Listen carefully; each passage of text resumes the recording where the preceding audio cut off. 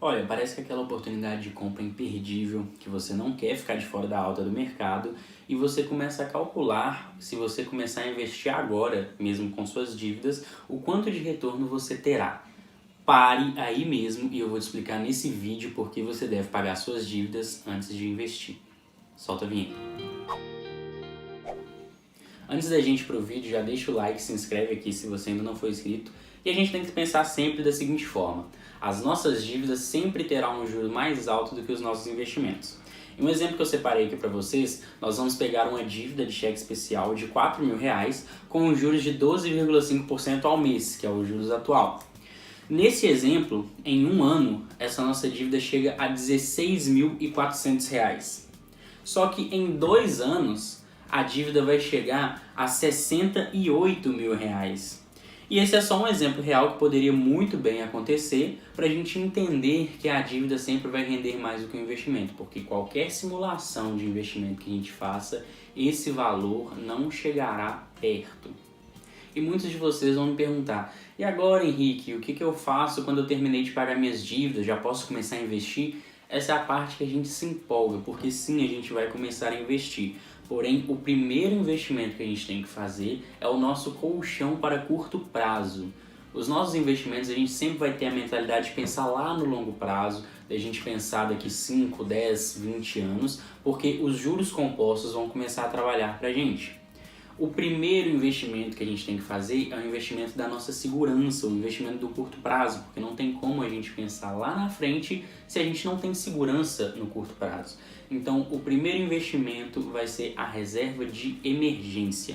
Ela vai ser usada para as nossas emergências, porque pense se por algum acaso você tenha que consertar uma parte do carro, tenha que pagar uma despesa médica ou, por um acaso, rolou uma pandemia e a gente tem que ficar em casa, muito da gente sem emprego. Como que a gente vai segurar a onda enquanto isso e vai continuar investindo? A gente tem uma reserva de emergência que vai dar segurança para o curto prazo e aí a gente começa a pensar no longo prazo. A reserva de emergência carrega 12 meses do nosso custo mensal. O custo mensal nada mais é do que o necessário para mantermos a nossa qualidade de vida.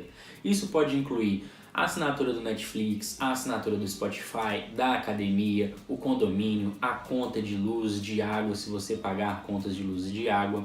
Então, esse custo mensal é o que vai fazer a gente se manter estável durante uma pandemia. Eu digo 12 vezes o nosso custo mensal porque a gente está vivendo uma pandemia que a gente não sabe onde vai parar. Antigamente, eu pensava em 6 meses do nosso custo mensal para trabalhadores que trabalham com carteira assinada.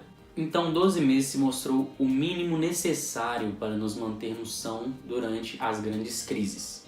Porém, se você é um trabalhador por conta própria, você tem seu próprio investimento, fique à vontade para colocar o quanto você se sente seguro na sua reserva de emergência. Lembrando que ela é a sua segurança e vai ser usado para emergências. Então, pode se sentir à vontade de colocar mais dinheiro na sua reserva de emergência.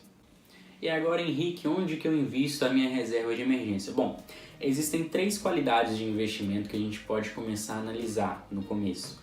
A gente vai analisar o risco, a rentabilidade, o quanto de retorno o investimento vai dar pra gente, e a gente vai analisar a liquidez.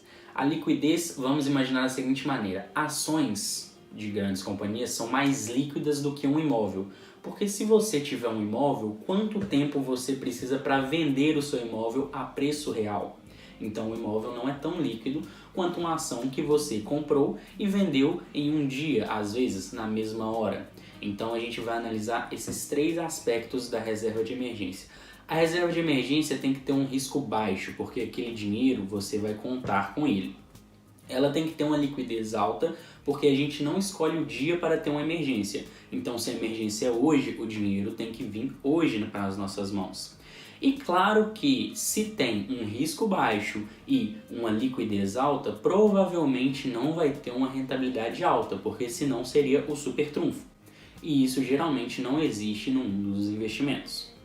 E essa base de 3 pontos de um investimento, ela é encontrada no livro Do Mil ao Milhão Sem Cortar o Cafezinho, do Thiago Nigro, um dos livros que eu já li, que eu recomendo e que mostra muito bem como funcionam essas 3 bases dos investimentos para iniciantes.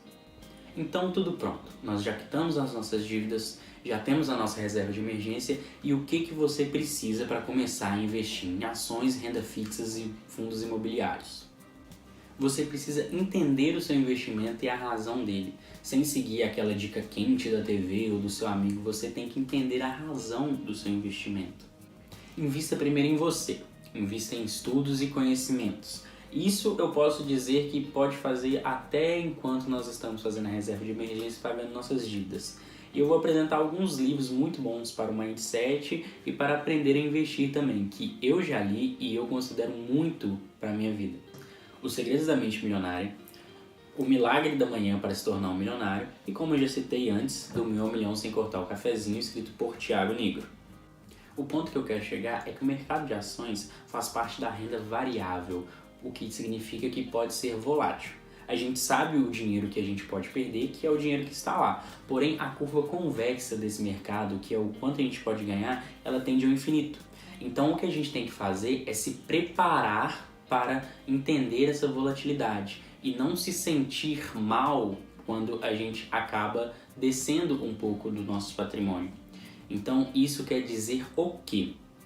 Isso quer dizer que quando a gente entende a razão por trás dos nossos investimentos, a gente vai agir melhor durante as oscilações. A gente vai saber quando realmente é hora de sair e quando é hora de aportar mais. Então, lembre-se de duas coisas. O maior investidor é aquele que sobrevive, não é aquele que perde muito durante as crises e aquele que lucra muito durante as grandes altas, é aquele que sobrevive a todos os mercados. E segundo, o seu conhecimento é o seu maior ativo e o seu maior aliado. Então é isso, galera, esse é o vídeo de hoje, até a próxima e tchau!